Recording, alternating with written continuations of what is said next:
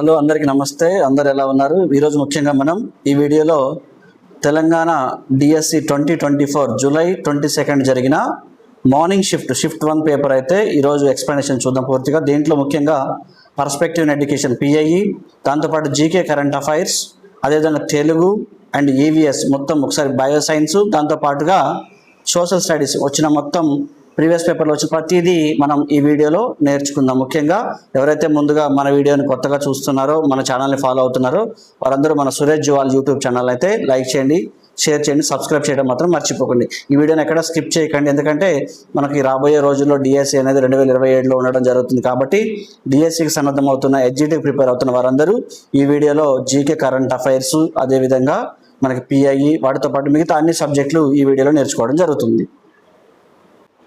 So ముందుగా first question హెచ్జిటిలో ఉన్న GK current affair చూద్దాం.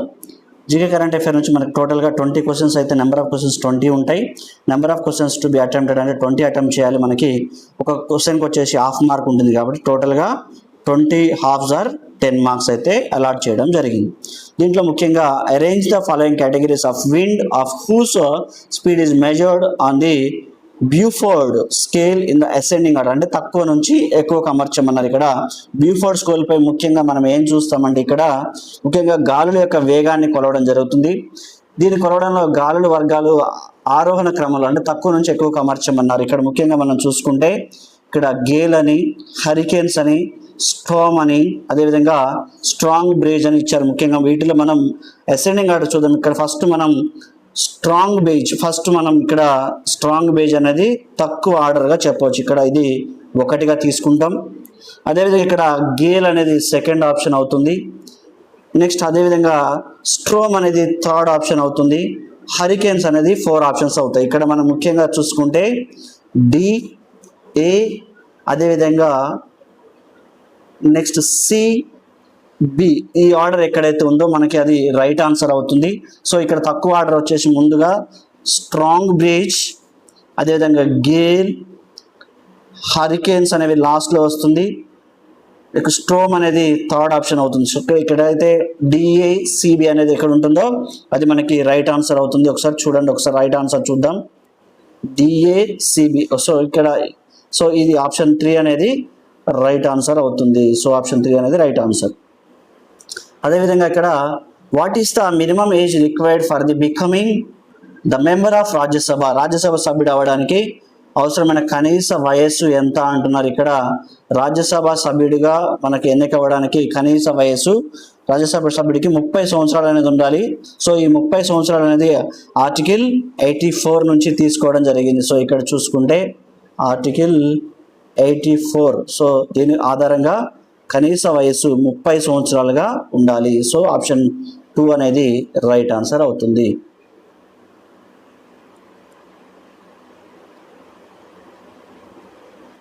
నెక్స్ట్ క్వశ్చన్ చూద్దాం. థర్డ్ క్వశ్చన్ వచ్చేసి ముఖ్యంగా చంపే సోరెన్ ఫిబ్రవరి 2, 2024 నుంచి జూలై 4, 2024 వరకు ఈ రాష్ట్ర ముఖ్యమంత్రిగా పనిచేశారని అడుగుతున్నారు. ఇక్కడ ముఖ్యంగా చంపే సోరెన్ ముఖ్యంగా జార్ఖండ్ రాష్ట్రానికి సీఎంగా ఫిబ్రవరి నుంచి జూలై 2024 వరకు పనిచేయడం జరిగింది. ఇక్కడ ముఖ్యంగా ఉత్తరాఖండ్, సిక్కిం, జార్ఖండ్ అని ఇచ్చారు. సో త్రిపుర. సో ఆప్షన్ 3 అనేది జార్ఖండ్ అనేది రైట్ ఆన్సర్ అవుతుంది. జార్ఖండ్లో ఇతను ఫిబ్రవరి నుంచి జూలై 2024 వరకు జార్ఖండ్ రాష్ట్రానికి ముఖ్యమంత్రిగా పనిచేయడం జరిగింది. ఇతను Champai Soren. Next question, thyroid stimulating హార్మోన్ను ఈ గ్రంథి స్రవిస్తుంది అంటున్నారు. ఇక్కడ ముఖ్యంగా టీఎస్హెచ్ అంటే థైరాయిడ్ స్టిమ్యులేటింగ్ హార్మోన్. సో దీన్ని పిట్యూటరీ గ్రంథి నుంచి స్రవించడం జరుగుతుంది. ఇది థైరాయిడ్ను కంట్రోల్ చేస్తుంది కాబట్టి ఇక్కడ సో థైరాయిడ్ స్టిమ్యులేటింగ్ హార్మోను ఈ గ్రంథి స్రవిస్తుంది అంటే పిట్యూటరీ. దీన్ని మాస్టర్ గ్లాండ్ అని కూడా అంటారు. సో పిట్యూటరీ గ్లాండ్ అనేది రైట్ ఆన్సర్ అవుతుంది. నెక్స్ట్ క్రింది వాటిలో ఒకటి వేసవి ఒలింపిక్స్లో చేర్చబడిన స్ప్రింట్ రేస్ కాదు. సో ఇక్కడ మనకి సమ్మర్ ఒలింపిక్స్ అంటారు. వీటిలో మనకి చూసుకుంటే ఈ ఒలింపిక్స్లో 100 మీటర్సు, అదేవిధంగా 100, 200 మీటర్స్ ఉంటాయి, 400 మీటర్స్ ఉంటాయి. సో ఇక్కడ మనకి 200 మీటర్స్ ఇది రైట్ ఆన్సర్ అవుతుంది, 400 రైట్ ఆన్సర్ అవుతుంది. నెక్స్ట్ ఇక్కడ 100 మీటర్స్ ఇచ్చారు. సో ఈ 100 మీటర్స్ కూడా రైట్.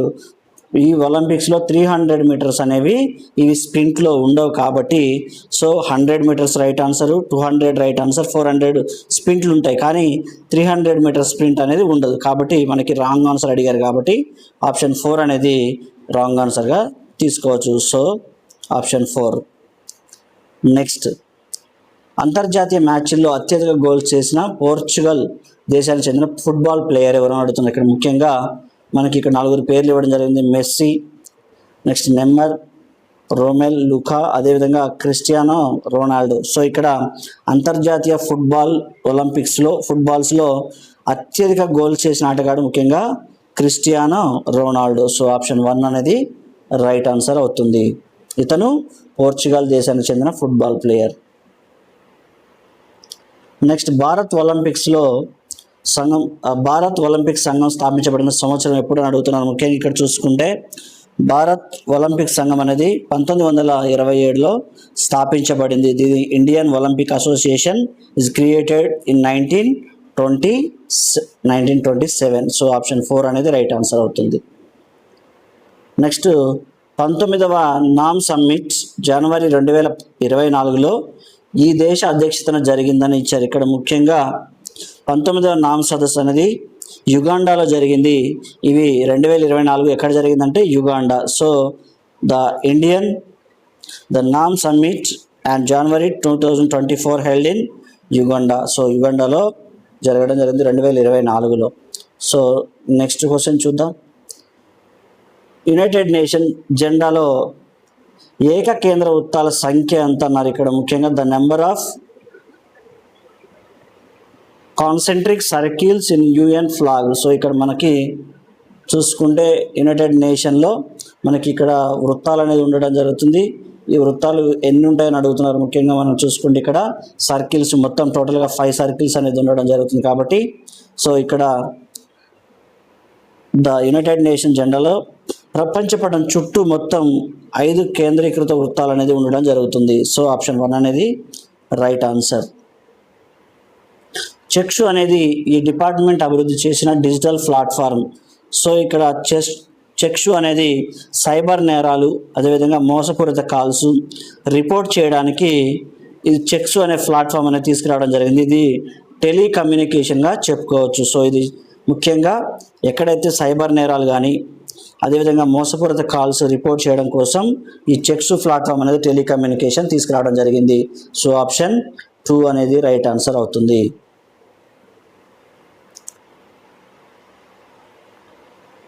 నెక్స్ట్ క్వశ్చన్ చూద్దాం. ప్రింట్ అండ్ ఎలక్ట్రానిక్ మీడియాకు సమాచారం వ్యాప్తి చేయడానికి భారత ప్రభుత్వం నోడల్ ఏజెన్సీ ఏంటని అడిగారు. ఇక్కడ ముఖ్యంగా ప్రభుత్వ సమాచారాన్ని మీడియాకు అందించే నోడల్ ఏజెన్సీ అనేది ప్రెస్ ఇన్ఫర్మేషన్ బ్యూరో అంటాం. దీన్ని పిఐబి అంటాం. పిఐబి అంటే పిఐబి.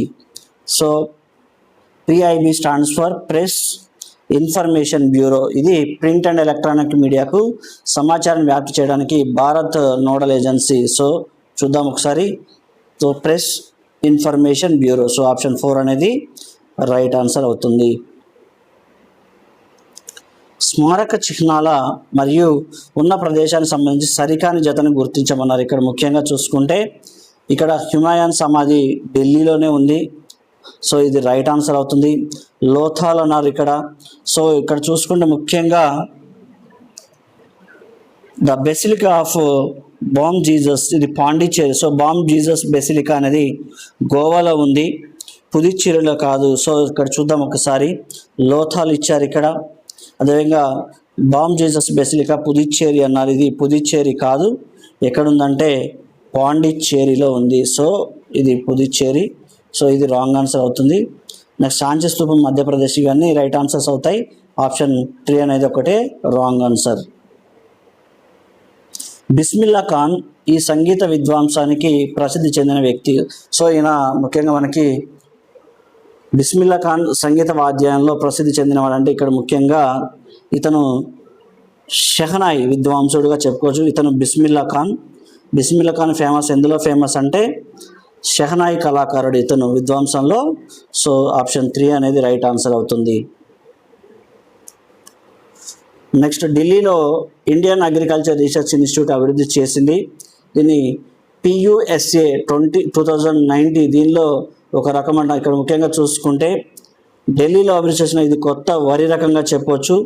ఇది పూసా 2090 అనేది IARI Indian agriculture research institute, ఇది ఢిల్లీలో ఉంది. ఈ సంస్థ అభివృద్ధి చేసిన కొత్త రకం వరి వంగడాల్లో ఇది ఒకటిగా చెప్పచ్చు. సో ఆప్షన్ 1 అనేది రైట్ ఆన్సర్ అవుతుంది.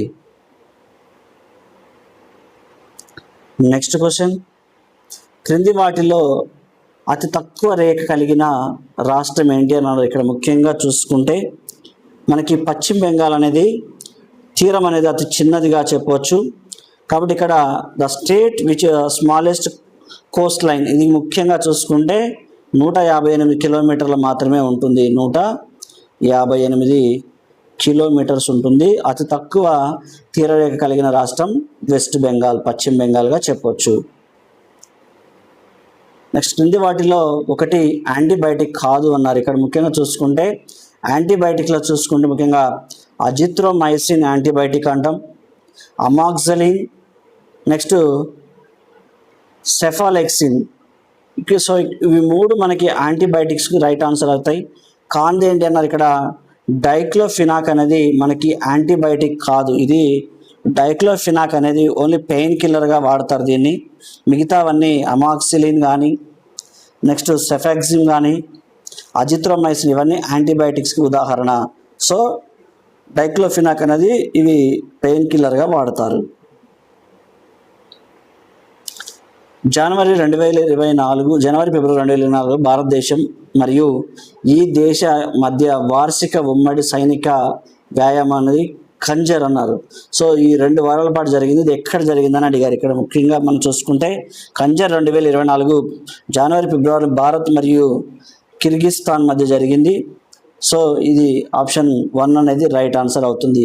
కిర్గిస్తాన్ మరియు భారత్ ఈ 2 దేశాల మధ్య వార్షిక ఉమ్మడి సైనిక వ్యాయామం ఖంజర్ అంటాం. సో ఆప్షన్ 1 అనేది రైట్ ఆన్సర్. 2018లో ప్రారంభించిన పోషణ్ అభియాన్ పథకం క్రింది పోషణ్ పక్వాడ్ వేడుకలు ప్రతి సంవత్సరం ఈ నెలలో జరుగుతాయన్నారు. ఇక్కడ ముఖ్యంగా పోషణ్ అభియాన్ అనేది కింద పోషణ్ పక్వాడ ప్రతి సంవత్సరం ప్రతి ఏటా మార్చి నెలలో జరగడం జరుగుతుంది. సో ఇది పోషణ్ పక్వాడ ఎప్పుడు జరుగుతుందంటే మార్చి నెలలో జరుగుతుంది. సో ఇక్కడ మనకు ఆప్షన్ సెప్టెంబర్ ఇచ్చారు, జూన్ ఇచ్చారు, మార్చ్ అనేది రైట్ ఆన్సర్ అవుతుంది. కార్బన్ డేటింగ్ అనేది దేనికి అంచనా వేయడానికి ఉపయోగించే సాంకేతికత, ముఖ్యంగా చాలా ఇంపార్టెంట్ బిట్ ఇది కూడా. సో కార్బన్ డేటింగ్ అనేది ముఖ్యంగా పూర్వం జీవించి ఉన్న జీవుల యొక్క అవశేషాలు తెలుసుకోవడానికి, వాటి యొక్క వయసును తెలుసుకోవడానికి అయితే ఈ carbon date, the age of remains అంటే ఇప్పుడు ఎక్కడైతే ఒకప్పుడు జీవించి ఉన్న జీవులు ఇప్పుడు శిలాజాలుగా మిగిలిపోతాయో వాటి యొక్క వయసును నిర్ధారించడం కోసం ఏ కాలంలో జీవించి ఉన్న జీవుల యొక్క అవశేషాలను వీటి యొక్క వయసును నిర్ధారించడం కోసం ఈ కార్బన్ డేటింగ్ మెథడ్ అనేది వాడడం జరుగుతుంది. సో కాబట్టి ఇక్కడ ఆప్షన్ 2 అనేది రైట్ ఆన్సర్ అవుతుంది. క్రింది వారిలో ఒకరు ఆధునిక తెలుగు రచయిత కాదు అన్నారు. ఇక్కడ ముఖ్యంగా మనకి ఇక్కడ దూర్జటి, పరవస్తు సిన్నయ్యసూరి, కందుకూరి వీరేశలింగం పంతులు, త్రిపురనేని రామస్వామి. సో ఇక్కడ 4 పేర్లు ఇచ్చారు. ఇక్కడ ముఖ్యంగా ఈ దూర్జటి అనే కవి 16వ శతాబ్దానికి చెందిన వ్యక్తి. సో ఈయన కవి.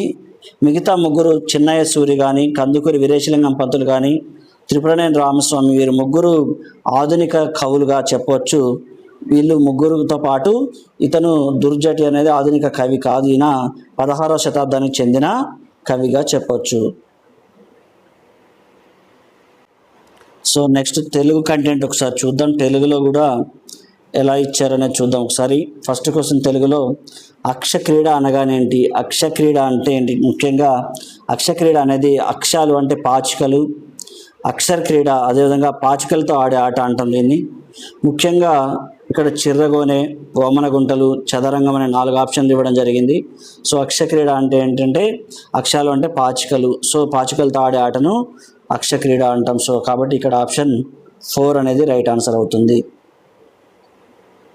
రమ్యలోకం, మాధురి దర్శనం అన్నవి రాయపురోలు వారు ఏ రచనలను అడిగారు? ఇక్కడ ముఖ్యంగా రమ్యలోకం, మాధురి దర్శనం అనేది ముఖ్యంగా లక్ష్మీ గ్రంథాలుగా చెప్తారు. ఇక్కడ ముఖ్యంగా రాయపల్లి సుబ్బారావు గారు రాసిన కవితా సంపుటిని ముఖ్యంగా లక్ష్యాల యొక్క గ్రంథాలు. సో కాబట్టి ఇక్కడ ఇవి రాయపల్లి సుబ్బారావు గారు రచన లక్షల గ్రంథాలుగా చెప్పవచ్చు. కాబట్టి ఇక్కడ ఆప్షన్ 3 అనేది రైట్ ఆన్సర్ అవుతుంది. మిత్రలాభం కథలోని కాకి, ఎలుక, తాబేలు పేర్లు వరుసగా ఏంటని అడుగుతున్నాను. ఇక్కడ ముఖ్యంగా ఇది చాలా ఒక కథ, ఇది మిత్రలాభంలోని కథ. ఇది ఇక్కడ ముఖ్యంగా కాకి, ఎలుక, తాబేలు ముగ్గురు స్నేహితులుగా ఉండడం జరుగుతుంది. వీటిలో ముఖ్యంగా పంచతంత్రం మిత్రలాభం కథలో 3 పాత్రలు ముఖ్యంగా ఉంటాయి. వీటిలో లఘుపతనం, హిరణ్యకం, అదేవిధంగా మందరకం. సో ఇక్కడ లఘుపతనం అంటే కాకి, హిరణ్యకం అంటే ఎలుక, మందరకం అంటే తాబేలు. సో ఇవి 3 రైట్ ఆన్సర్స్గా చెప్పవచ్చు. లఘుపతనం అంటే కాకి, హిరణ్యకం అంటే ఎలుక, మందరకం అంటే తాబేలు. సో ఆప్షన్ 2 అనేది రైట్ ఆన్సర్.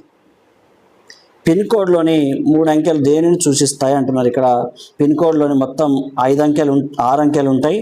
ఈ 6 అంకెల్లో చివరి 3 అంకెలు దేనిని సూచిస్తాయి అంటున్నారు. ఇక్కడ ముఖ్యంగా చూసుకుంటే పిన్ కోడ్లోని ఇవి ముఖ్యంగా చివరి 3 అంకెలు అనేవి డెలివరీ పోస్ట్ ఆఫీస్, ఎక్కడైతే తపాలా కార్యాలయాన్ని అయితే సూచించడం జరుగుతుంది. సో ఇక్కడ ముఖ్యంగా డెలివరీ ఆఫ్ పోస్ట్ ఆఫీస్ని సూచించడం జరుగుతుంది.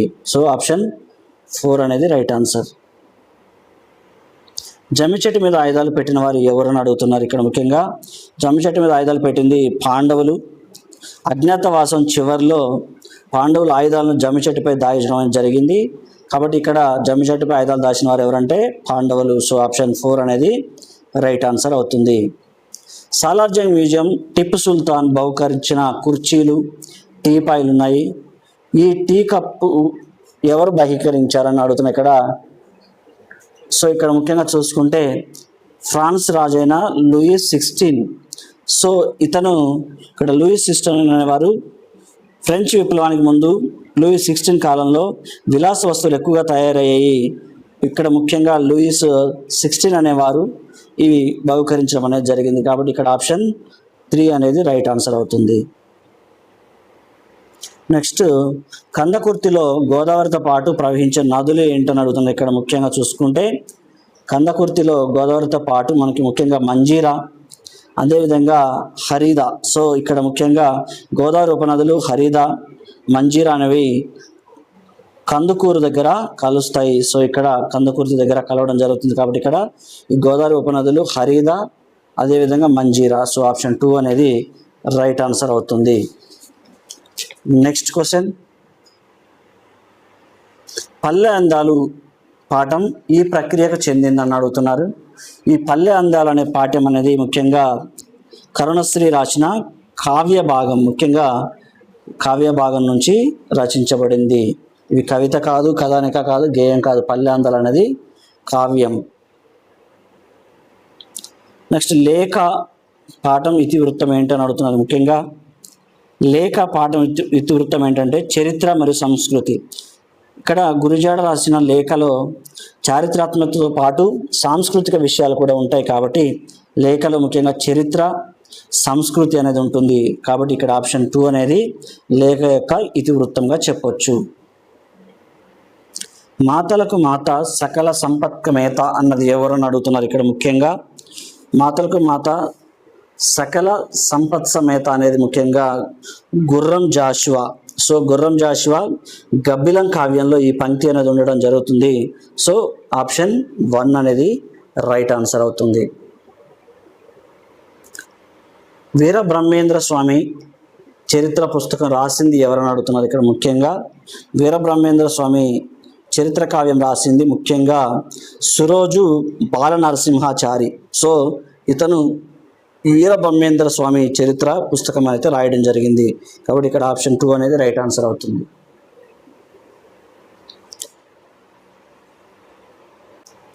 నెక్స్ట్, వారణాసి వారి విద్యా వాచస్పతి పురస్కారం పొందిన కవి ఎవరని అడుగుతున్నారు ముఖ్యంగా. సో ఇది బిరుదు ఎవరిదంటే వనమామలై వరదాచార్యుల యొక్క బిరుదు ఏంటంటే ముఖ్యంగా వారణాసి వారి విద్యా వాచస్పతి. సో ఆప్షన్ 1 అనేది రైట్ ఆన్సర్ అవుతుంది. నెక్స్ట్ క్వశ్చన్, మనం పలికే ధ్వనులు గుర్తులను ఇలా పిలుస్తారు. ముఖ్యంగా మనం పలికే ధ్వనులు గుర్తులను ముఖ్యంగా అక్షరాలుగా అంటాం. సో అచ్చులు కాదు, హల్లులు కాదు, ఉభయ అక్షరాలు. అచ్చులు అంటే ఆ నుంచి అమ్మహ వరకు అచ్చులు అంటాం. హల్లులు అంటే కా నుంచి బండిరా వరకు ఉన్న వాటిని హల్లులు అంటాం. ఉభయ అక్షరాలు అంటే సున్నా, అరసున్నా, విసర్గ, ఇవి 3 ఉభయ అక్షరాలు అవుతాయి. సో మనం పలికే ధ్వనులను ఏమంటామంటే అక్షరాలు అంటాం. సో ఆప్షన్ 4 అనేది రైట్ ఆన్సర్ అవుతుంది.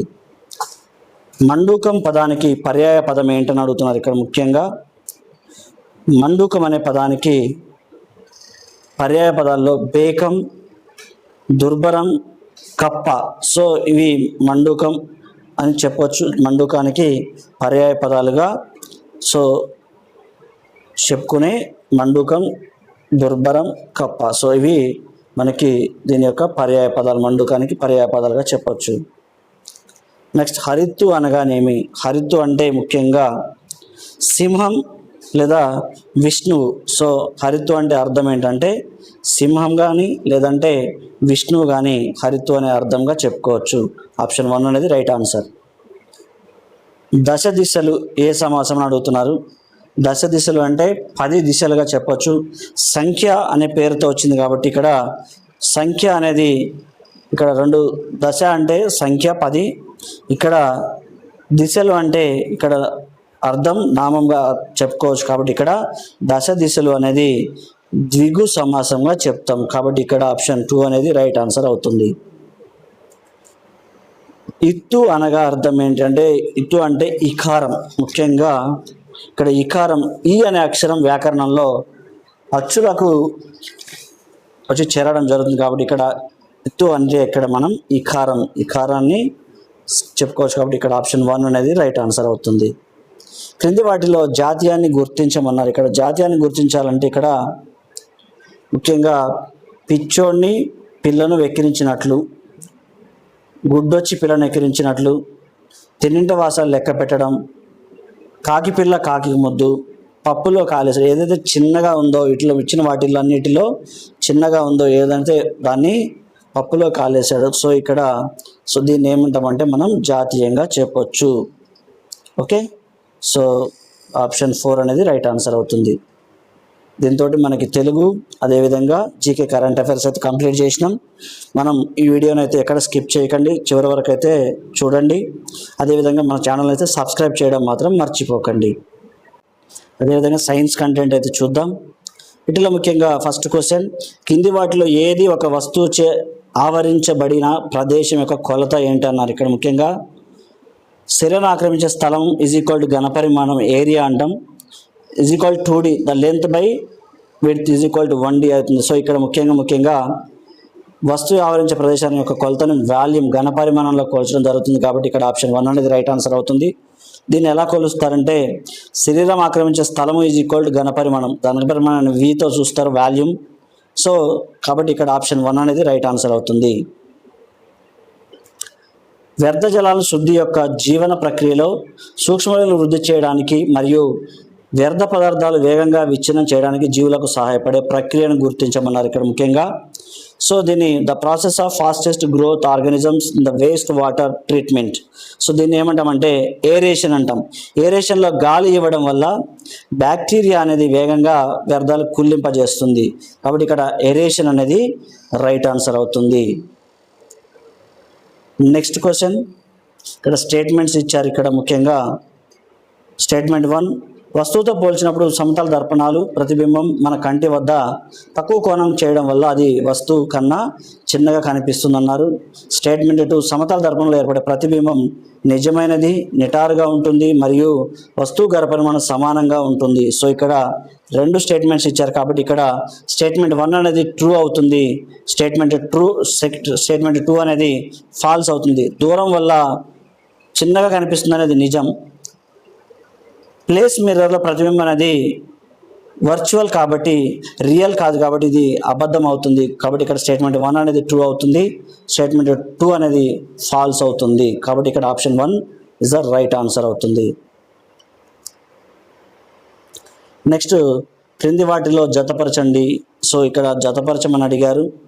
వీటిలో ముఖ్యంగా మనం చూసుకుంటే కొంత ఎత్తు నుంచి పడేసిన రాయి ఏమవుతుందంటే ఇక్కడ ముఖ్యంగా స్థానాంతర చలనం అవుతుంది, డిస్ప్లేస్మెంట్ స్థానాంతర చలనం. సో ఇక్కడ ట్రాన్స్లేటరీ మోషన్ అవుతుంది. అదేవిధంగా టైప్ రైటర్ క్రియ అనేది ఏమవుతుందంటే ఇక్కడ టైప్ రైటర్ అనేది ఆసిలేటరీ మోటార్ అవుతుంది, ఆసిలేటరీ మోషన్ అవుతుంది. ఇది ముఖ్యంగా కుమ్మరి చక్రం యొక్క చలనం ఏమవుతుందంటే భ్రమణ చలనం. సో దాన్ని తిప్పడం అవుతుంది కాబట్టి ఇక్కడ రొటేటరీ మోషన్ అవుతుంది. సో ఇక్కడ మనం ఏ అనేది 2 అవుతుంది, నెక్స్ట్ బి అనేది 3 అవుతుంది, నెక్స్ట్ సి అనేది 1 అవుతుంది. సో ఎక్కడైతే 2, 3, 1 ఉంటుందో అది రైట్ ఆన్సర్ అవుతుంది. 2, 3, 1. సో కాబట్టి ఇక్కడ ఆప్షన్ 4 రైట్ ఆన్సర్ అవుతుంది. నెక్స్ట్ స్టేట్మెంట్ 1, అయస్కాంత పదార్థాలను మాత్రమే ఆకర్షిస్తుంది. ఆ స్టేట్మెంట్ 2 అనేది లోడ్ స్టోన్ యొక్క సహజ అయస్కాంతం. సో ఇక్కడ 2 స్టేట్మెంట్లు ఇచ్చారు. ఈ 2 స్టేట్మెంట్లో ముఖ్యంగా మనం బోత్ స్టేట్మెంట్స్ ఆర్ అయస్కాంత పదార్థాలు మాత్రం ఆకర్షిస్తుంది. స్టేట్మెంట్ 1 అనేది రైట్ ఆన్సర్ అవుతుంది. అదేవిధంగా లోడ్ స్టోన్ అనేది ఒక సహజ అయస్కాంతం. ఇది 2 option 1 statement 1 and statement 2 2 right answers అవుతాయి. నెక్స్ట్ క్రింది వాటిలో విద్యుత్ బంధకాన్ని గుర్తించమన్నారు. ఇక్కడ ముఖ్యంగా విద్యుత్ బంధకాల్లో ముఖ్యంగా స్వేదన జలం డిస్టిల్ వాటర్ అనేది విద్యుత్ బంధకం అవుతుంది. సో ఇక్కడ స్వచ్ఛమైన నీటిలో లవణాలు ఉండవు కాబట్టి విద్యుత్ ప్రసారం అనేది చేయదు. ఉప్పు అనేది ఆమ్లం కలిపితే కండక్టర్ అవుతుంది కాబట్టి ఇక్కడ డిజిటల్ వాటర్ అనేది రైట్ ఆన్సర్ అవుతుంది. So option 1 is the right answer. క్రింది వాటిలో భౌతిక మార్పు ఏంటి అంటున్నారు ఇక్కడ ముఖ్యంగా. సో ఆకారం మాత్రమే మారుతుంది, కొత్త పదార్థం అనేది ఏర్పడదు, మిగతా అనేవి కెమికల్ చేంజెస్ అవుతాయి. చూద్దాం ఇక్కడ కలపను కాల్చడం, పండ్లను పండించడం, చెక్క దుంగను చిన్న ముక్కలుగా కోయడం, ఆహారం అనేది వండడం. ఇవి మూడిట్లో ఆకారం అనేది కటింగ్ ఆఫ్ ఈ లాంగ్ ఆఫ్ వుడ్ ఈ స్మాల్ పీసెస్. సో ఇది ఆప్షన్ 3 అనేది మాత్రమే మనకి రైట్ ఆన్సర్ అవుతుంది. ఇది భౌతిక మార్పు అవుతుంది. ఒక వస్తువు నిజమైన బెకలైట్ అవునో కాదో పరీక్షించడానికి క్రింది పరీక్షల్లో ఏది సరైనది అని అడిగారు. ఇక్కడ ముఖ్యంగా the test of Bakelite. So దీంట్లో చూసుకుంటే ముఖ్యంగా ఆట్ పిన్ టెస్ట్ అనేది ఇక్కడ వేడి పిన్తో తాకితే బెకలైట్ అనేది కాలదు, వాసన రాదు, అదేవిధంగా ప్లాస్టిక్లు కరుగుతాయి కాబట్టి ఇక్కడ హాట్ పిన్ టెస్ట్ అనేది నిజమైన బెకలైట్ టెస్ట్ అవుతుంది. సో ఆప్షన్ 1 అనేది రైట్ ఆన్సర్ అవుతుంది. క్రింది వాటిలో స్టేట్మెంట్స్ ఇచ్చారు. ఇక్కడ కూడా వడపోత ప్రక్రియ ద్వారా సముద్రపు నీటి నుంచి స్వచ్ఛమైన నీటిని పొందవచ్చు. తేర్చడం ప్రక్రియ ద్వారా పెరుగు నుంచి పాలు నుండి వెన్న తొలగించబడుతుంది. అదేవిధంగా స్టేట్మెంట్ సి ఇచ్చారు. ఇక్కడ టీ నుంచి చక్కెరను వడపోత ద్వారా వేరు చేయవచ్చు. సో ఇక్కడ 3 ఆప్షన్స్ అనేది ఇవ్వడం జరుగుతుంది. వాటిల్లో స్టేట్మెంట్స్లో ఫస్ట్ అనేది A, B, C all are correct అవుతుంది. సి వాటర్ అనేది ఫిల్టరేషన్తో ప్యూర్ వాటర్ అనేది రాదు, ఇక్కడ డిస్టలేషన్ కావాలి. అదేవిధంగా ఫిల్టరేషన్ డిస్టలేషన్ కాదు. షుగర్ ఇన్ టీ ఫిల్టరేషన్తో వేరు చేయలేము. సో కాబట్టి ఇక్కడ ఇవి 3 రైట్ ఆన్సర్స్ అవుతాయి. ఏబిసి 3 సరికానివిగా చెప్పవచ్చు. సో ఆప్షన్ 4 అనేది రైట్ ఆన్సర్ అవుతుంది. ఆహార పదార్థాలను ప్రోటీన్లను ఉనికిని నిర్ధారించడానికి నిర్వహించే ప్రయోగానికి అవసరమగు రసాయనాలను గుర్తించమన్నారు ఇక్కడ. సో దీంట్లో ముఖ్యంగా 2% ఆఫ్ కాపర్ సల్ఫేట్ను ప్లస్ 10% ఆఫ్ సోడియం హైడ్రాక్సైడ్ ఇది వాడడం వల్ల ఏమవుతుందంటే ఇక్కడ ఆహార పదార్థాల ప్రోటీన్ యొక్క ఉనికిని గుర్తించవచ్చు. సో 2% అనేది ఇక్కడ కాపర్ సల్ఫేట్ ద్రావణం మరియు 10% సోడియం హైడ్రాక్సైడ్ ద్రావణం కలపడం వల్ల ప్రోటీన్లను గుర్తించవచ్చు. సో ఆప్షన్ 2 అనేది రైట్ ఆన్సర్ అవుతుంది. ఒండ్రు మట్టి మరియు ఖనిజ లవణాలు కలిగిన ఉపమృత్తికను కలిపే నేల స్థితిజం గుర్తించమన్నారు. ఒండ్రు మట్టి అదేవిధంగా ఖనిజ లవణాలు ఇక్కడ చూసుకుంటే ఈ స్థితిజం, ఆర్ స్థితిజం అన్నారు, సి ఇచ్చారు. ముఖ్యంగా దీంట్లో బి అనేది హారిజన్. దీంట్లో ముఖ్యంగా ఖనిజాలు లవణాలతో పాటు బంకమట్టి పేరుకుపోతుంది, దీన్ని సబ్ సాయిల్ అంటారు. కాబట్టి ఇక్కడ సో బి హారిజన్ అనేది మనకి రైట్ ఆన్సర్ అవుతుంది. B horizon. సో దీంట్లో ఏమవుతుందంటే ఖనిజాలు బంకమట్టి పేరుకుపోతుంది, దీన్ని సబ్ సాయిల్ అని కూడా అంటారు. సో ఆప్షన్ 4 అనేది రైట్ ఆన్సర్ అవుతుంది. నెక్స్ట్, హోమియో వైద్యంలో వాడే ఎపిస్ టించర్ను తయారు చేయడానికి ఉపయోగించేది ఏంటంటే ముఖ్యంగా మనకి తేనెటీగల యొక్క విషాన్ని ఏమంటామంటే ఎపిస్ మిల్లిఫెరా, తేనెటీగల యొక్క సైన్స్. ఇక్కడ హోమియో వైద్యం వాడే ఎపిస్ టించర్ అనేది ఇక్కడ తేనెటీగల యొక్క వీనం నుంచి ఇక్కడ ఎపిస్ టించర్ అనేది తయారు చేస్తారు. ఇక్కడ తేనెటీగలో ఉండే ఏదైతే వీనం ఉంటుందో విష పదార్థం నుంచి, తేనెటీగల విషం నుంచి ఎపిస్ టించర్ అనేది తయారు చేస్తారు. సో ఇక్కడ తేనెటీగ యొక్క విషం హోమియో వైద్యంలో ఎవరైతే కీళ్ళ నొప్పులతో బాధపడతారో వీళ్ళకి హోమియో వైద్యంలో తేనెటీగల యొక్క విషాన్ని వాడి మనకి ఎపిస్ టించర్ తయారు చేయడం జరుగుతుంది. కౌమార దశలో కొంతమంది బాలురు కంఠస్వరం బొంగురుగా మారడానికి కారణం ఏంటి అని అడుగుతున్నారు. ఇక్కడ కౌమార దశలో థైరాయిడ్ గ్లాండ్ అనేది ఆడమ్స్ యాపిల్ వస్తుంది. ఇది టెస్టోస్టిరాన్ వల్ల గొంతు అనేది మందంగా మారుతుంది. సో ఇక్కడ elongation of thyroid cartilage secreted of the testosterone. So ఇక్కడ థైరాయిడ్ అనేది మృదులాస్థిగా పెరగడం, అదేవిధంగా టెస్టోస్టిరాన్ అనేది స్రవించడం, ఈ రెండు రైట్ ఆన్సర్స్గా చెప్పొచ్చు. నెక్స్ట్ క్వశ్చన్ చూద్దాం ఒకసారి. క్రింది వాటిలో సజీవులు మరియు నిర్జీవులు రెండింటి లక్షణాలను కనబరిచే సూక్ష్మజీవులు ఏంటి గుర్తించమన్నారు. ఇక్కడ ముఖ్యంగా బ్యాక్టీరియా, సైనోబ్యాక్టీరియా, వైరస్, ప్రోటోజోవా, ఇక్కడ 4 ఆప్షన్స్ ఇచ్చారు. వీటిలో సజీవులు మరియు నిర్జీవులు 2 లక్షణాలు కనబరిచే సూక్ష్మజీవులు ముఖ్యంగా వైరస్లుగా చెప్పుకోవచ్చు. ఎందుకంటే వైరస్లో జీవకణం బయట నిర్జీవం, లోపల జీవంలాగా ప్రవర్తిస్తుంది. కాబట్టి ఇక్కడ 2 నిర్జీవ లక్షణాలు, సజీవ లక్షణాలు 2 ఉంటాయి. జీవకణంలో జీవుల్లో కణం బయట నిర్జీవం, కణం లోపల జీవంలాగా ప్రవర్తిస్తాయి. సో ఇక్కడ ఆప్షన్ 3 అనేది వైరస్లు అనేవి సజీవులుగాను నిర్జీవులుగాను ప్రవర్తిస్తాయి.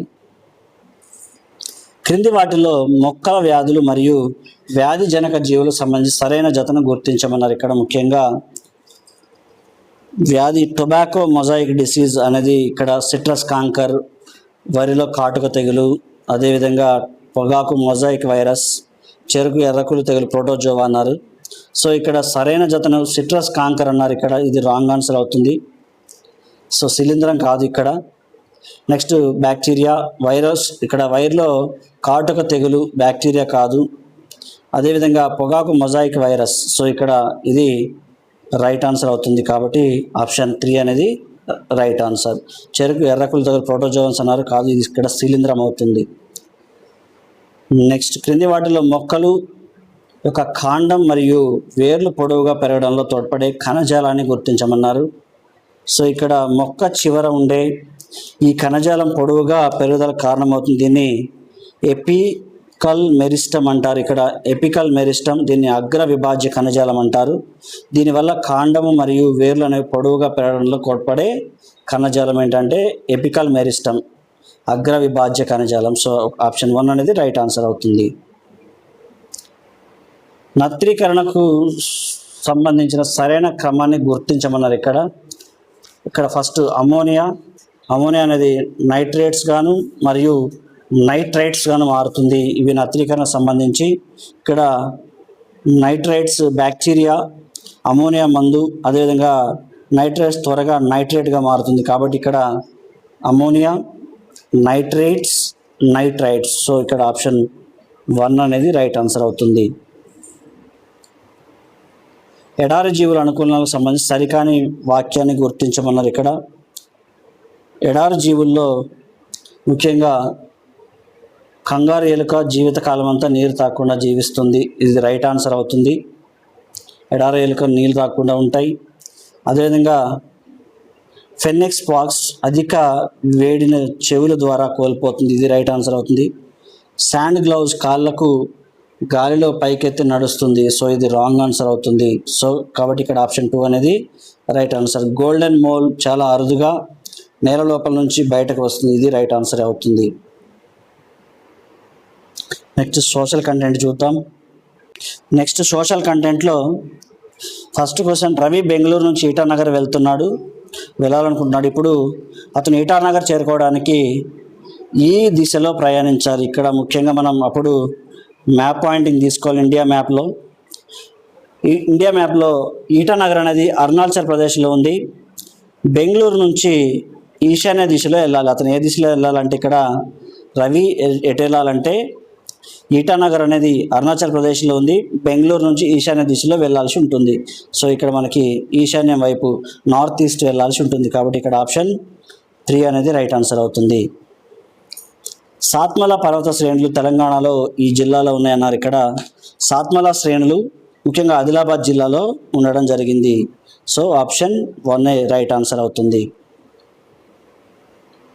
భూమధ్య రేఖ వద్ద సూర్యపుటం 100 యూనిట్లు అయితే 62.5 డిగ్రీ అక్షాంశం వద్ద సూర్యపుటం ఎంత అని అడుగుతున్నారు. ఇక్కడ భూమధ్య రేఖ వద్ద 100 అయితే 66% వద్ద కిరణాలు అనేవి వాలుగా పడతాయి.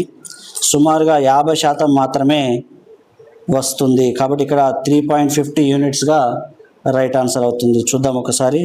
50 యూనిట్స్. కాబట్టి ఇక్కడ ఆప్షన్ 3 అనేది మనకి రైట్ ఆన్సర్ అవుతుంది. 50 యూనిట్స్ అనేది హాఫ్. తెలంగాణ రాష్ట్రంలో ముళ్ళతో కూడిన అడవులు ఈ ప్రాంతంలో ఎక్కువ కనిపిస్తాయంటున్నారు. ఇక్కడ ముళ్ళ అడవులు అనేవి తక్కువ వర్షపాతం, ఎక్కువ ఉష్ణోగ్రత ఉన్న పొడి ప్రాంతాల్లో అయితే పెరగడం జరుగుతుంది. ఇక్కడ dry areas with little rainfall, highest temperature. కాబట్టి ఇక్కడ ముళ్ళకాడు అడవులు తక్కువ వర్షపాతం, ఎక్కువ ఉష్ణోగ్రత ఉన్న పొడి ప్రాంతాల్లో అయితే పెరగడం అనేది జరుగుతుంది. కాబట్టి ఇక్కడ ఆప్షన్ 1 అనేది రైట్ ఆన్సర్ అవుతుంది. సో ఆప్షన్ 1 అనేది ఫస్ట్ ఆప్షనే రైట్ ఆన్సర్ అవుతుంది. ఎక్కువగా వర్షపాతం లేని ప్రాంతం అన్నారు, ఎక్కువగా కొండ మరియు అటవీ ప్రాంతాలు అన్నారు, ఇవి రాంగ్ ఆన్సర్. సో తక్కువ వర్షపాతం కలిగి ఉండి అధిక ఉష్ణోగ్రత కలిగిన ప్రాంతాల్లో అయితే ఈ ముళ్ళ అడవులు అయితే పెరగడం జరుగుతుంది. So the dry areas with little rainfall and high temperature, ఎక్కడైతే ఇది ఉంటుందో ఇక్కడ ఈ ముళ్ళ అడవులు థ్రోన్స్తో కూడిన ఫారెస్ట్ అనేది మన తెలంగాణలో గ్రో అవ్వడం జరుగుతుంది. నెక్స్ట్ క్వశ్చన్ చూద్దాం. క్రింది వాటిలో బెల్జియం పరిపాలనకు సంబంధించి సరికాని ప్రకటనను గుర్తించమన్నారు. ఇక్కడ బెల్జియం రాష్ట్రంలో ముఖ్యంగా ఇక్కడ కేంద్ర ప్రభుత్వం డచ్ మరియు ఫ్రెంచ్ మాట్లాడే మంత్రుల సంఖ్య సమానంగా ఉండాలని రాజ్యాంగం సూచించింది. ఇది రైట్ ఆన్సర్ అవుతుంది. అదేవిధంగా నెక్స్ట్ ఆప్షన్ చూసుకుంటే కేంద్ర ప్రభుత్వం అధికారాల్లో చాలా వీటిని ఫ్రెంచ్ మరియు డచ్ రాష్ట్రాలు 2 ప్రాంతాల వారు ప్రభుత్వానికి కేంద్రీకరించారు. ఇది కూడా రైట్ ఆన్సర్ అవుతుంది. ఇక్కడ the state government of sub ordinate and central government, so రాష్ట్ర ప్రభుత్వాలు కేంద్ర ప్రభుత్వాల ఆధీనంలో ఉంటాయన్నారు. ఇది రాంగ్ ఆన్సర్ అవుతుంది. ముఖ్యంగా బెల్జియం రాష్ట్ర ప్రభుత్వం కేంద్రానికి అధికారం లేవు, రాష్ట్రానికి కూడా ఎలాంటి అధికారాలు లేవు, రెండింటికి సమాన అధికారాలు ఉన్నాయి. కాబట్టి ఇక్కడ సో కేంద్ర రాష్ట్ర ప్రభుత్వాలు ఆధీనంలో ఉంటాయన్నారు. సో ఇది రాంగ్ ఆన్సర్ అవుతుంది. సో ఆప్షన్ 3 అనేది right answer. Next Dagar bank refers to, Dagar bank అనేది మనకి సోషల్ స్టడీస్లో ముఖ్యంగా డాగర్ బ్యాంక్ అంటే ఉత్తర సముద్రంలోని బీటన్ దగ్గర చేపల పరిశ్రమ. ఇది ముఖ్యంగా the part of North Sea and near Britain where the fish industry is well developed. ఇక్కడ మనం టెక్స్ట్ బుక్లో చూసుకుంటే ముఖ్యంగా ఇది మన టెక్స్ట్ బుక్లో పిక్చర్స్తో పాటు చూపించడం జరుగుతుంది ఇక్కడ. సో ఇక్కడ డాగర్ బ్యాంక్ అంటే బ్రిటన్కు సమీపంలో ఉత్తర సముద్రం వద్ద మత్స్య పరిశ్రమ బాగా అభివృద్ధి చెందిన ప్రాంతాన్ని డాగర్ బ్యాంక్ అంటారు. సో ఆప్షన్ 3 అనేది మనకి రైట్ ఆన్సర్ అవుతుంది. డైరెక్ట్ బిట్ ఇది. నెక్స్ట్ మధ్యప్రదేశ్లోని సాంచి స్తూపం ఈ రాజు నిర్మించిన అతి ముఖ్యమైన స్తూపాల్లో ఒకటి. సో ఇక్కడ సాంచి స్తూపాన్ని మౌర్య సామ్రాజ్యానికి సంబంధించిన మౌర్య సామ్రాజ్య అశోకుడు అనేది నిర్మించడం జరుగుతుంది. కాబట్టి ఇక్కడ Sanchi Stupa is built by అన్నారు. కాబట్టి అశోకుడు, సో ఇతను మౌర్య సామ్రాజ్య వంశానికి సంబంధించిన వారు. ఈ అశోకుడు నిర్మించిన స్తూపమే సాంచి స్తూపం. కాబట్టి ఇక్కడ ఆప్షన్ అనేది 1 అనేది రైట్ ఆన్సర్ అవుతుంది. నెక్స్ట్ ఇక్కడ చూసుకుంటే 1323 CEలో ఇతని చేతిలో ప్రతాపరుద్రుడు ఓడిపోవడంతో కాకతీయ వంశ పాలన అనేది ముగిసింది అన్నారు ఇక్కడ. సో ఇక్కడ 1323లో ఢిల్లీ సుల్తాన్ అయినటువంటి మహమ్మద్ బిన్ తుగ్లక్ కాకతీయులను అనేది ఓడించడం జరిగింది. కాబట్టి ఇక్కడ ఇదే ఇయర్లో ఇతను ఢిల్లీ సుల్తాన్ మహమ్మద్ బిన్ తుగ్లక్ చేతిలో కాకతీయులను అనేది ఓడించడం జరిగింది. సో ఆప్షన్ 2 అనేది మనకి రైట్ ఆన్సర్ అవుతుంది. సో నెక్స్ట్ క్వశ్చన్, క్రింది వాటిలో ఈ నెలలు దాదాపు ప్రతి సంవత్సరం పునరుద్ధరించబడతాయి మరియు సారవంతమై అందువల్ల ఇవి సాంద్ర జీవనాధార వ్యవసాయానికి అనువైనవి అంటున్నారు. ఇక్కడ ముఖ్యంగా ఇక్కడ ఈ ఖాదర్ నేలలు అనేవి ప్రతి సంవత్సరం వరదలతో కూడిన ఒండ్రు మట్టి వాటిలో ఎక్కడైతే పగుళ్ళు వస్తాయి కాబట్టి ఈ పగుళ్ళల్లో ఈ మట్టి అనేది ఫిల్ అవుతుంది కాబట్టి దానివల్ల మనకి సారవంతం అనేది అవడం జరుగుతుంది. ఇక్కడ బంగారు నేలలు, బాబర్ నేలలు, ఖాదర్ నేలలు, ఇసుక నేలలు అని ఇచ్చారు. ఇక్కడ ముఖ్యంగా దాదాపు ప్రతి సంవత్సరం పునరుద్ధరించబడతాయి. ఎందుకంటే ఇక్కడ ఎక్కడైతే పగుళ్ళు ఏర్పడతాయి కాబట్టి ఈ పగుళ్ళల్లో ఈ ఒండ్రు మట్టి అదేవిధంగా ఇసుక ఇది మొత్తం దాంట్లో ఫిల్ చేసుకొని మళ్ళీ ఇవి పునరుద్ధరించబడతాయి కాబట్టి వీటిని ఖాదర్ సాయిల్స్, ఖాదర్ నేలలుగా చెప్తారు. సో ఆప్షన్ 3 అనేది మనకి రైట్ ఆన్సర్ అవుతుంది. ఈ పర్వత శ్రేణిలో హిమాలయాలు ఆవిర్భావ చివరి దశలో ఏర్పడ్డాయి అన్నారు. ఇక్కడ ముఖ్యంగా మనకి హిమాలయాలు ఆవిర్భావ చివరి దశలో ఏం ఏర్పడ్డాయి అంటే ముఖ్యంగా హిమాలయాలు చివరి దశలో శివాలిక్ శ్రేణులు అనేది ఏర్పడడం జరిగింది. శివాలిక్ రేంజెస్ వల్ల ఇవి లాస్ట్ చివరి దశలో ఏర్పడడం జరిగింది. శివాలిక్ కొండలు అంటారు, వీటిని శివాలిక్ శ్రేణులు కూడా అంటారు. సో ఆప్షన్ 3 అనేది మనకి రైట్ ఆన్సర్ అవుతుంది. మహాత్మా గాంధీ మరియు మహమ్మద్ అలీ జిన్నా బ్రిటిష్ ప్రభుత్వం చేసిన ఈ చట్టాన్ని నిరంకుశ రాక్షస చట్టం అని విమర్శించారు. సో ఇక్కడ రౌలత్ చట్టాన్ని 1919లో గాంధీ జిన్నా అనేవారు రాక్షస చట్టం అన్నారు. ఇక్కడ చూసుకుంటే మనకి 1919. సో ఇక్కడ ఇది రౌలత్ చట్టం అంటాం. సో దీన్ని మహమ్మద్ జిన్నా అతనితో పాటు మహాత్మా గాంధీ రౌలత్ చట్టాన్ని సో రాక్షస చట్టంగా నడుస్తుంది. The act is criticised is devilish by the Gandhi and Jinnah. So the Rowlatt act is 1990. So కాబట్టి దీన్ని రాక్షస చట్టంగా పిలవడం జరిగింది. నెక్స్ట్, శివునికి అంకితం చేయబడిన కందరియా మహాదేవాలయాన్ని గంగదేవుడు ఇచ్చట నిర్మించాడని అడిగారు. ఇక్కడ కదిరియా మహాదేవాలయం అనేది ఇక్కడ ముఖ్యంగా ఖుజరహోలో ఉంది. ఇది గంగదేవుడు నిర్మించడం జరిగింది కాబట్టి ఇక్కడ శివునికి అంకితం చేయబడిన కదిరియా మహాదేవాలయం అనేది ఖజురాహో మధ్యప్రదేశ్లో ఉండడం జరిగింది. సో దీనిని గంగదేవుడు నిర్మించాడు. ఇది ఎక్కడ ఉందంటే మనకి మధ్యప్రదేశ్ ఖజురాహోలో ఉండడం జరిగింది. సో ఆప్షన్ 3 అనేది మనకి రైట్ ఆన్సర్ అవుతుంది.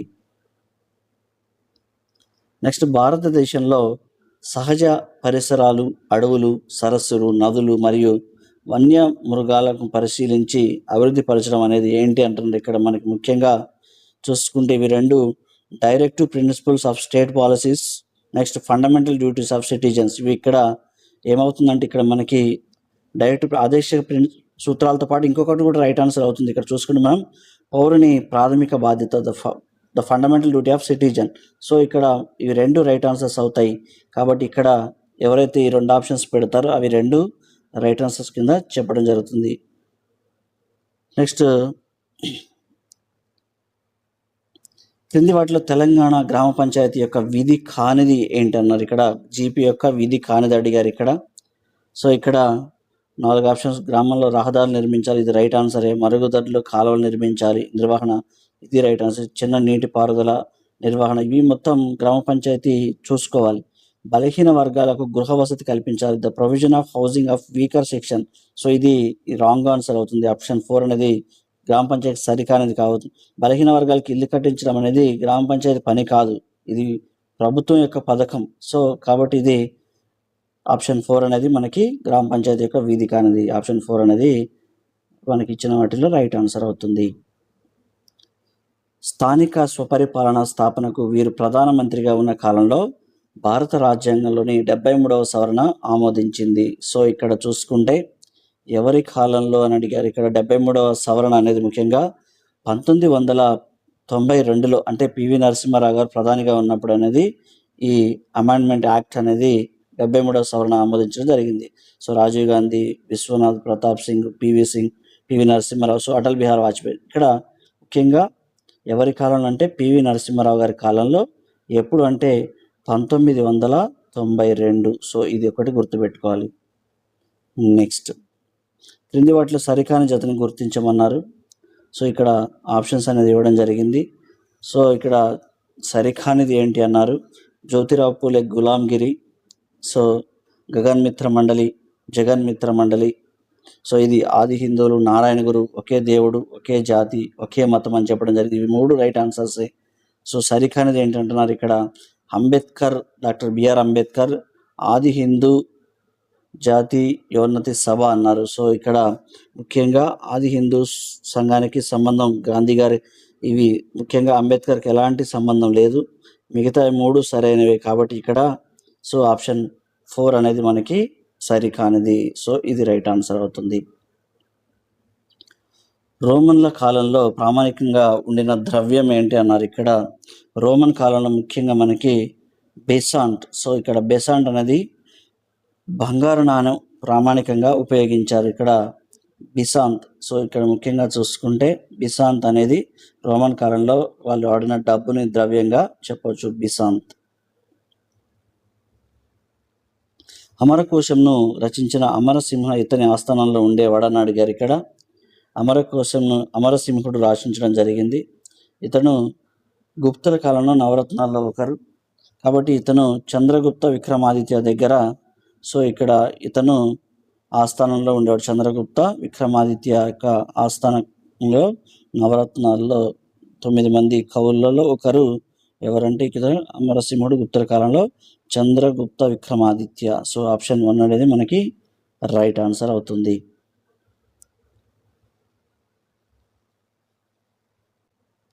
So next question. సో దీంతో మనకి తెలుగు, అదేవిధంగా GK current affairs, social studies, science content అయిపోయింది. దీంతో నెక్స్ట్ మనం పిఐఈ ఒకసారి పర్స్పెక్టివ్ ఎడ్యుకేషన్లో భాగంగా మనకి ఇక్కడ 20 క్వశ్చన్స్ అయితే ఇవ్వడం జరుగుతుంది. ఈ 20లో మనకి 10 మార్క్స్ అలాట్ చేయడం జరిగింది. ఒక క్వశ్చన్కి రైట్ ఆన్సర్ హాఫ్ మార్క్ అనేది అలాట్ చేయడం జరిగింది కాబట్టి టోటల్గా 10 మార్క్స్ అనేవి ఉండటం జరుగుతుంది. ఇక్కడ ముఖ్యంగా ఫస్ట్ క్వశ్చన్ చూద్దాం. మైత్రేయి, విశ్వంబర, అపల, గార్గి మరియు లోపముద్ర అని వారు దీనిలో ప్రముఖులైన ప్రాచీన కాలం నాటి స్త్రీలు. సో ఇక్కడ ముఖ్యంగా చూసుకుంటే వీరు ముఖ్యంగా వేద పండితులు, ఉపనిషత్తుల్లో చర్చలు చేసేవారు. చూస్తే ఇక్కడ మైత్రేయి కానీ గార్గి కానీ, అదేవిధంగా is a prominent for the permanent women's of Vedic scholars. So ఇక్కడ ముఖ్యంగా చూసుకుంటే ప్రముఖ వేద పండితులుగా చెప్తారు వీళ్ళు. The permanent women Vedic scholars, ప్రముఖ మహిళా వేద పండితులుగా చెప్పడం జరుగుతుంది కాబట్టి ఇక్కడ వీళ్ళు ఆప్షన్ 4 అనేది రైట్ ఆన్సర్ అవుతుంది. జాతీయ విద్యా విధానం NEP 2020 ప్రకారం అనువైన త్రిభాష సూత్రం సంబంధించి క్రింది వాటిలో ఏది నిజమన్నారు. ఇక్కడ ముఖ్యంగా ఒకటే గుర్తుపెట్టుకోవాలి, త్రిభాష సూత్రం అంటే మనకి ముఖ్యంగా NEP 2020 ప్రకారం 3 భాషల్లో 2 భారతీయ భాషలు ఉండాలి.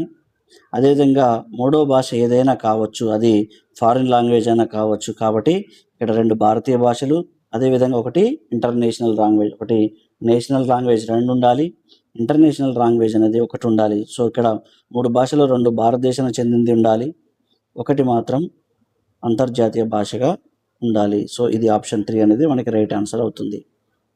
నెక్స్ట్, కిండర్ గార్డెన్ అనే పదాన్ని సృష్టించిన వారు.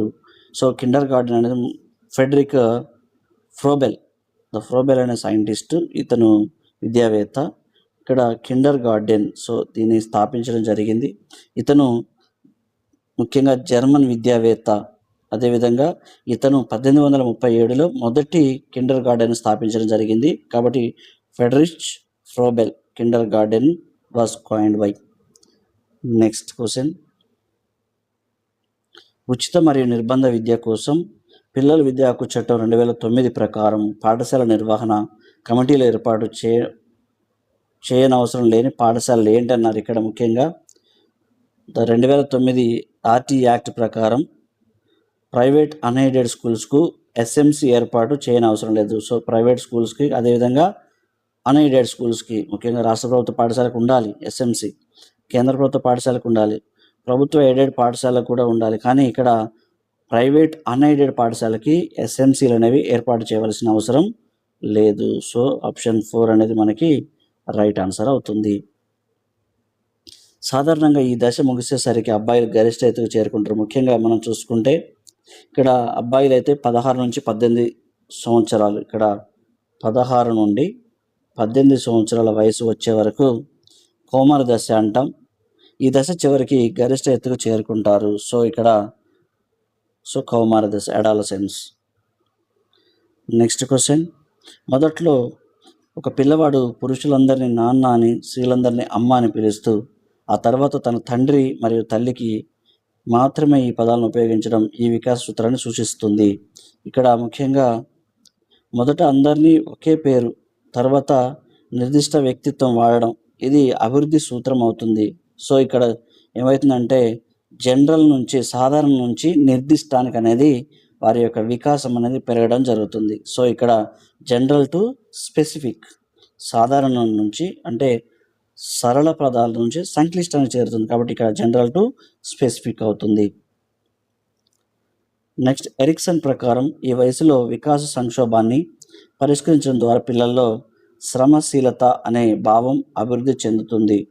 సో ఇక్కడ ముఖ్యంగా చూసుకుంటే ఎరిక్సన్ ప్రకారం 4వ దశ ఇక్కడ ఇండస్ట్రీ వర్సెస్ ఇన్ఫీరియారిటీ. ముఖ్యంగా 6 నుంచి 12 ఏళ్ల పనిలో ఏదైతే పనిలో నైపుణ్యం వస్తుంది, ఇక్కడ ముఖ్యంగా ఎరిక్సన్ ప్రకారం 6 సంవత్సరాల నుంచి 12 సంవత్సరాల వయసులో ఏమవుతుందంటే ఇక్కడ వాళ్ళ పనిలో అనేది నైపుణ్యం అనేది వస్తుంది. కాబట్టి ఇక్కడ ఆప్షన్ 2 అనేది మనకి రైట్ ఆన్సర్ అవుతుంది.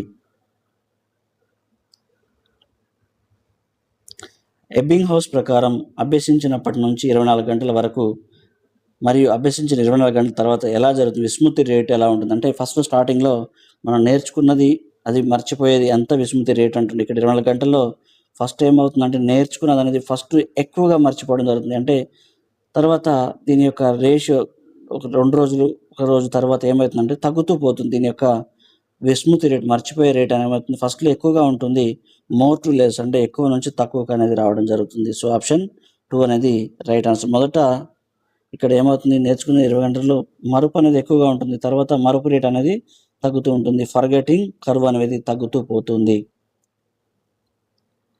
నెక్స్ట్, క్రింది వాటిలో అంటే వ్యక్తంతర భేదాన్ని సూచించే దాన్ని గుర్తించమన్నారు. ఇక్కడ ముఖ్యంగా వ్యక్తి అంతర భేదం. సో ఇక్కడ వ్యక్తి అంతర భేదం అంటే ఏంటి, ఒక వ్యక్తి ప్రవర్తన ఇతరుల కన్నా భిన్నంగా ఉండడాన్ని ఏమంటామంటే వ్యక్తి అంతర భేదం అంటాం. The అబీస్ behaviour. సో ఇక్కడ ముఖ్యంగా అబీ 2 సంవత్సరాల బాలుడు, అతడు టీచర్ నుంచి చాక్లెట్లు తీసుకొని తన కజిన్ కొరకు మరొక చాక్లెట్ అడిగాడు. అతని వయసు పిల్లలతో పోల్చినప్పుడు ప్రవర్తన చాలా అరుదుగా గమనించబడింది. ఇక్కడ ఏమవుతుందంటే abyss behaviour is rarely observed. So option 1 అనేది ఇక్కడ మనకి రైట్ ఆన్సర్ అవుతుంది. నెక్స్ట్, ఇక్కడ అభ్యసించడంలో ఐసీటీ, ఇన్ఫర్మేషన్ కమ్యూనికేషన్ టెక్నాలజీ ఉపయోగం వల్ల విద్యార్థుల్లో చదువు పట్ల ఆసక్తి ఏర్పడి సమర్థవంతమైన అభ్యాసానికి దారితీస్తుందన్నారు. ముఖ్యంగా ఫలితంగా విద్యార్థుల భావనలను అభ్యసించడం మరియు ఐసీటీ సాధనలు ఉపయోగించడం ప్రారంభించడం. విద్యార్థుల చర్చను సూచించే అభ్యసన నియమం ఏంటి అన్నారు. ఇక్కడ ముఖ్యంగా చూసుకుంటే ఇతని థార్న్డైక్ ప్రకారం ఏమవుతుందంటే మంచి ఫలితం వస్తే ఆ చర్యలను మళ్ళీ చేస్తాం. కాబట్టి ఇక్కడ ఐసీటీ వల్ల మంచి ఫలితం వచ్చింది కాబట్టి ఎక్కువగా వాడబడడం జరిగింది. ముఖ్యంగా ఇక్కడ చూసుకుంటే లా ఆఫ్ ఎఫెక్ట్ అంటాం దీన్ని. సో ఇక్కడ ఫలిత నియమం, so law of effect. Next, IASc మరియు సిటిఏలు. సో ఇక్కడ పంచవర్ష ప్రణాళికలో, ఈ పంచవర్ష ప్రణాళికలో మొదటిసారిగా ఐఏఎస్సీలు మరియు సిటిఏలు స్థాపించబడ్డాయి. సో ఇక్కడ ముఖ్యంగా చూసుకుంటే వీటిల్లో 7వ పంచవర్ష ప్రణాళిక. సో 7వ పంచవర్ష ప్రణాళికలో అది ముఖ్యంగా ఎప్పుడు ఏర్పడిందంటే 7వ పంచవర్ష ప్రణాళిక 1985 నుంచి 1990 వరకు ఇది 7వ పంచవర్ష ప్రణాళిక అవుతుంది. సో ఇక్కడ ఈ పంచవర్ష ప్రణాళికలో ముఖ్యంగా ఐఏఎస్సీలు, సిటీలు అనేవి మొదటిసారి స్థాపించబడడం జరిగింది. కాబట్టి ఇక్కడ the seventh year 5-year plan. So ఇక్కడ ఇది రైట్ ఆన్సర్ అవుతుంది. క్రింది వాటిలో చర్యాత్మక పరిశోధన యొక్క ప్రతికూలత ఏంటి అన్నారు. ఇక్కడ ముఖ్యంగా ఇక్కడ చూసుకుంటే ఇక్కడ యాక్షన్ రీసెర్చ్. సో ఇక్కడ ఫలితాలు అనేవి ఒకే తరగతి, అదేవిధంగా స్కూల్కు పరిమితం, కొన్ని చోట్ల ఇవి వర్తించవు. కాబట్టి ఇక్కడ చాలా పరిమితం, సాధారణీకరణ మరియు ప్రతిరూపం చేయడం చాలా కష్టం. The very limited is a general ability and were difficult to replicate. So option 2 అనేది దీనికి సంబంధించి రైట్ ఆన్సర్ అవుతుంది ఈ క్వశ్చన్కి. నెక్స్ట్ ఇక్కడ ఎన్సిటిచే గుర్తించబడిన క్రింది ఉపాధ్యాయ విద్యా కార్యక్రమాల్లో ప్రస్తుతం రెగ్యులర్ మరియు దూర విద్యా విధానంలో నిర్వహించబడుతున్న ప్రోగ్రామ్స్ ఏమన్నారు ఇక్కడ. ముఖ్యంగా చూసుకుంటే డిపిఎస్సి, ఎంఈడి, డిఎల్ఈడి, మనం diploma in elementary education, BPEd. So ఇక్కడ ముఖ్యంగా డిఎల్ఈడి అనేది ప్రస్తుతం రెగ్యులర్ విధానంలోనూ దూర విద్యా విధానంలో నిర్వహించబడుతున్న ప్రోగ్రామ్గా చెప్పుకోవచ్చు. DLED, diploma in elementary education. ప్రస్తుతం ఇది రెగ్యులర్ కోర్సు గాను డిస్టెన్స్ కోర్సు గాను 2 మోడ్స్లో ఇది ఉంది ప్రస్తుతం. 1992 రిహాబిలిటేషన్ కౌన్సిల్ ఆఫ్ ఇండియా చట్టం అమల్లోకి రాకముందు ఆర్సిఐ రిజిస్టర్ సొసైటీగా ఏర్పాటైన సంవత్సరం ఎప్పుడు అన్నారు ఇక్కడ. సో 1992లో చట్టం కంటే ముందే 1986లో ఆర్సిఐ సొసైటీలు ఏర్పడడం జరిగింది. సో 1992 కంటే ముందే ఈ ఆర్సిఐలు 1986. సో ఈ టైంలోనే ఈ ఆర్సిఐలు rehabilitation council of India register సొసైటీగా ఏర్పడడం జరిగింది. కాబట్టి ఇక్కడ ఆప్షన్ 4 అనేది మనకి రైట్ ఆన్సర్ అవుతుంది. నెక్స్ట్ మొదటి పంచవర్ష ప్రణాళిక 1951-56లో జాతీయ కుటుంబ నియంత్రణ కార్యక్రమం ఎన్ఎఫ్పిపి ప్రారంభించబడింది. దీని ప్రధాన దృష్టి ఈ విధానంపై ఉంది. సో ఇక్కడ ముఖ్యంగా చూసుకుంటే కుటుంబ నియంత్రణ క్లినిక్ ద్వారా వైద్య పద్ధతులపై దృష్టి సాధించడం కోసం క్లినికల్ అప్రోచెస్, అంటే ఇక్కడ క్లినికల్ అప్రోచెస్ ఏర్పాటు చేయడం జరిగింది. సో ఆప్షన్ 1 అనేది రైట్ ఆన్సర్ అవుతుంది. Next national commission for protection of child right భారత ప్రభుత్వం దీని కింద ఏర్పాటు చేసింది. ముఖ్యంగా ఇక్కడ చూసుకుంటే 2005. సో 2005 చట్ట ప్రకారం 2007లో ఎన్సిపిసిఆర్ ఏర్పడింది. ఇక్కడ commission for protection of child right act ఇది 2005 నుంచి ఫోర్స్లోకి రావడం జరిగింది. సో ఆప్షన్ 1 అనేది రైట్ ఆన్సర్ అవుతుంది. క్రింది వాటిలో సాంస్కృతిక భేదాలు సంబంధించి ప్రపంచీకరణ పర్యవసానాలను గుర్తించమన్నారు. ఇక్కడ సాంస్కృతిక సజాతీకరణ, స్థానీకరణ బలోపేతం, సంస్కృతుల శూన్య బదిలీ, సంస్కృతి సరిహద్దులు పరిమితం చేయడం. సో ఇక్కడ ఈ 4 ఆప్షన్లు ఇవ్వడం జరిగింది. ఇట్లా ముఖ్యంగా ప్రపంచీకరణ వల్ల వివిధ సంస్కృతులు ఒకేలాగా అవుతున్నాయి. దీన్ని హ్యూమనైజేషన్ ఆఫ్ ది కల్చర్, సాంస్కృతిక సజాతీకరణ అంటాం. సో ఆప్షన్ 1 అనేది రైట్ ఆన్సర్ అవుతుంది. అంతర్గత శాంతి మరియు ప్రపంచ శాంతి మధ్య సంబంధం ఏమిటి అన్నారు ఇక్కడ. సో అంతర్గత శాంతి ఉంటేనే ప్రపంచ శాంతి వస్తుంది. కాబట్టి 2 ఒకదానిపై ఒకటి ఆధారపడతాయి. సో ఇక్కడ మ్యూచువల్లీ రెయిన్ఫోర్సింగ్, ఇక్కడ అంతర్గత శాంతి మరియు ప్రపంచ శాంతి పరస్పరం బలోపేతం చేసుకుంటాయి.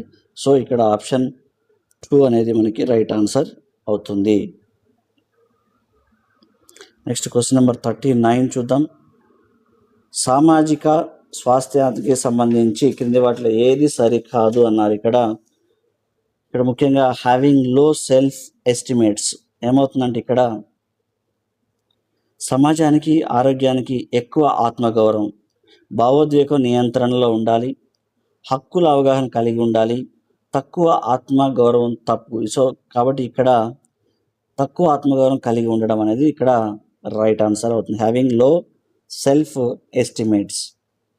లాస్ట్ క్వశ్చన్ చూసే ముందు మన సురేష్ జువాలజీ యూట్యూబ్ ఛానల్ని అయితే సబ్స్క్రైబ్ చేయండి, సపోర్ట్ చేయండి, లైక్ చేయండి, షేర్ చేయడం మాత్రం మర్చిపోకండి. దీనివల్ల ఎంతోమందికి ఉపయోగపడుతుంది. కాబట్టి మన ఛానల్ని సబ్స్క్రైబ్ చేయడం మాత్రం మర్చిపోకండి.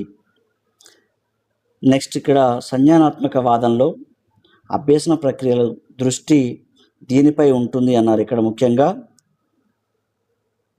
జ్ఞానవాదం చూసుకుంటే ఇక్కడ ప్రకారం పిల్లలు కొత్త సమాచారంతో సొంతంగా అర్థం చేసుకొని నిర్మించుకుంటారు. ఇక్కడ మెదడు అదేవిధంగా ఆలోచన అనేది అవగాహన ఏమవుతుందంటే ముఖ్యంగా అభ్యాసకులు కొత్త సమాచారం నుంచి వారి సొంత అర్థాలను ఎలా నిర్మించుకుంటారు. సో ఇది సంజ్ఞానాత్మక వాదన ప్రక్రియలో దృష్టి దీనిపై ఉంటుంది. సో కాబట్టి ఇక్కడ ఆప్షన్ 2 అనేది మనకి రైట్ ఆన్సర్ అవుతుంది.